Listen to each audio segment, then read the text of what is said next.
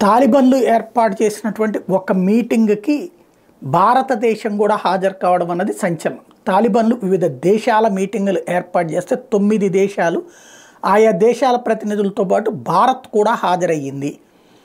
మన దేశంలో ఏ ప్రతిపక్ష పార్టీ ప్రశ్నించదు, ఎందుకంటే అక్కడ ముస్లిం ప్రభుత్వం కాబట్టి. తాలిబాన్ల ప్రభుత్వం తీవ్రవాదులైనా సరే దాన్ని సమర్థిస్తుంది. వాస్తవంగా భారతీయ జనతా పార్టీ నిలదీయాలి కదా, ఏమయ్యా తీవ్రవాదులతో సంబంధాలు ఎట్ట పెడుతున్నావు, అది తీవ్రవాద దేశం కదా అని చెప్పి ఎవడూ మాట్లాడట్లేదు.